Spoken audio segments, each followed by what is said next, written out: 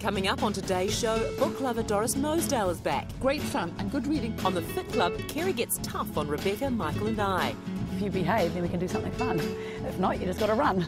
And Sean Armstrong creates a delicious meal using Tegel Deli Fresh. We've got this lovely soy spice poached chicken breast with a glass noodle and cashew nut salad. Hi there, welcome to the show. Great to have you with us once again. This is the highlight show. Now, kicking off this week, as usual, is the book club, and we have the gorgeous Doris Mosedale from Dimmicks with her favourite picks of the week. Great to have you with us, Doris. Hello, April. What have you been up to? Gardening, pruning for this half year, sort of getting rid of those rose bushes and cutting down on the hydrangeas. Are you a bit of a green thumb? I have a good man who looks after the garden. He's called a husband. I need to get one of those. I like to give directions and look to see that it's been done. Move this tree that way and... Very good. And then I go and put the little bedding plants in, And make it look pretty. No, I buy them, put them on the driveway, and run over them. I love you. Now, we're talking books today. What have you got for us? I've got a great mix of books, but I'm going to start off with quite a light-hearted read, which I think women will like to put their feet up and relax with. And it's from the author of The Devil Wears Prada. Oh, that's me. That went Love on to it. be a huge movie and sort of sold millions and millions. And it's called Chasing Harry Winston, Lauren Weisberger. And it's the story, again, of, the formula, 3 women get together, have a few drinks and realise their lives are not going the way they want to. So they put a timeline on it and they say, this time next year we want to have achieved one thing in our lives. And, of course, one of them wants to wear a big multi-carat diamond on a ring, which she's going to get from Harry Winston, which is a very famous jeweller in America. And if you read Vogue or Vanity Fair, you'll always see big ads for Harry Winston. And anybody who's going to a film Academy Awards will be wearing big jewellery.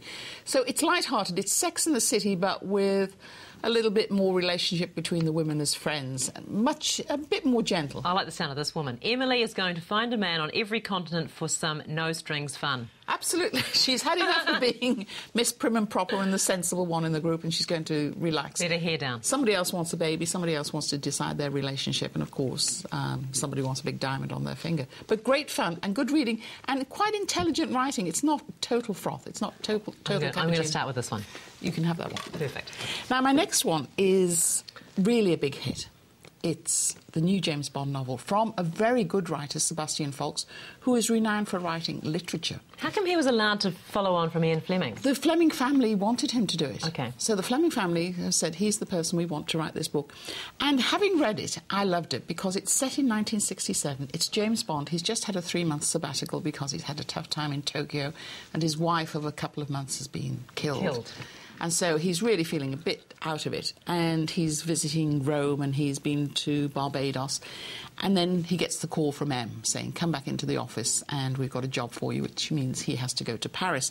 What I liked about it was Sebastian Faulks, if you haven't been to Paris, sets the scene for you. So you can walk down the street.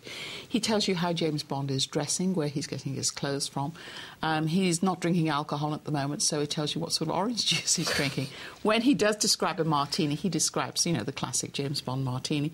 And there is always the nasty man in there as well. Basically, what I really liked about it was this is a book that you could get for somebody who wasn't a committed reader, who is, say, from 13 years upwards, up to 56-year-old James Bond fans, and they will find something in it. It will absolutely turn you on to reading. And no doubt when it becomes a movie, it'll be Daniel Craig. It'll be Daniel Craig, and people will say, he's the classic Bond, but this is classic Bond writing, but 40 years on. Devil May Care, brilliant. Now, my next book is a new one in a trilogy of books, which 2 or more have yet to come, and it's called Promise of the Wolves, and this is for those who like the Diana Gabaldon sorts of stories. You have to use your imagination here. It's set 40,000 years ago, and it is a time when wolves are ruling Eastern Europe. Is it caveman time? It's a bit later than caveman time, but the humans don't mix with the wolves, and the wolves are meant to be purebred, and if there's a half-bred wolf, it gets, if there's a mongrel wolf, it gets thrown out the pack and left to fend for itself and eventually die. The humans don't mix with the wolves. Then the story jumps forward 15,000 years, and then you realise that the half-breed wolves are making contact with the humans, and is it the end of the pack as we know it? And it's a great leap of faith from the reader to get yourself into the situation where it is, but once you go, it's a rollicking good read. It's history made real with animals, with humans. It has all the, you know, and I bet you people are going to be clamouring for the next 2 books. You can almost see them putting on their little book list saying, I want this one for Christmas, I want this one for my birthday. So Promise of the Wars, Dorothy Hurst, first book from her, and I think she's going to be a champion writer. Great. Now, my last book is quite special because it's absolutely true. Is this your favourite? No, I'd have to say The Bond was my favourite. But I think I really enjoyed reading this, and I read it in manuscript form, and as I was reading it, I was just dropping the pages on the floor in the bedroom. And it's Where Underpants Came From. Where'd you get your undies from? Where do you get your undies? Where do you get yours from? Marks and Spencer's, if you really want to know. But Joe Bennett had been to the warehouse. He'd bought a packet of undies for $8.99, 5 in a pack. He's driving home and he thinks, well, how much do they really cost if the warehouse are going to make some money and you pay $1.50 GST and the freight to get them to New Zealand? So he sets off, and he sets off for China, and he goes and finds out at the warehouse office in China where the underpants came from.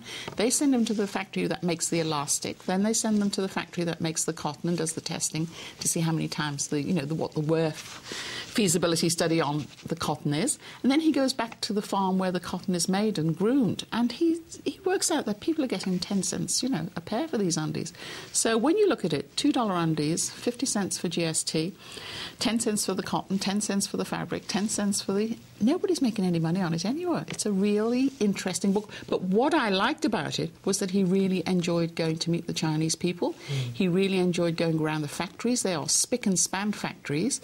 He really enjoyed the science behind it. And so next time you go into the store and you pick up a pair of knickers... Think about the person who's at the beginning of the production line. Exactly. Somebody doing the road testing on how well the cotton is going to wear. So Joe Bennett, and it's not just for men to read. This is a book that can be equally read by women, and it's just a fascinating look at another culture. And the enjoyable part about it is that he really enjoyed going and discovering it. It was lights going on for him. And because he enjoyed it, we will too. We will too, because it's written with great enthusiasm. OK, so a great chicks flick this week. Absolutely. This one? Your pick of the week? My pick of the week has to be Devil May Care, because I think it's the next generation James Bond. You've got 2 more sets of people who haven't read this book that are going to be absolutely enthralled by it. Do you know I've never actually read a James Bond book? I always just see the movies. Oh, they're a great cult. I mean, they bring a lot of money. First editions of James Bond books bring thousands and thousands of dollars. Go and have a look in your cupboard. Thanks for that, Doris. And as you can see, there's something there for everyone to curl up on the couch in these wintry months. Doris actually gave me Chasing Harry Winston, and I tell you what, great read. Same author as Devil Wears Prada, so give it a go. Well, stay with us. Coming up after the break, we have got the Fit Club, so get off the couch and join us. Back in a moment.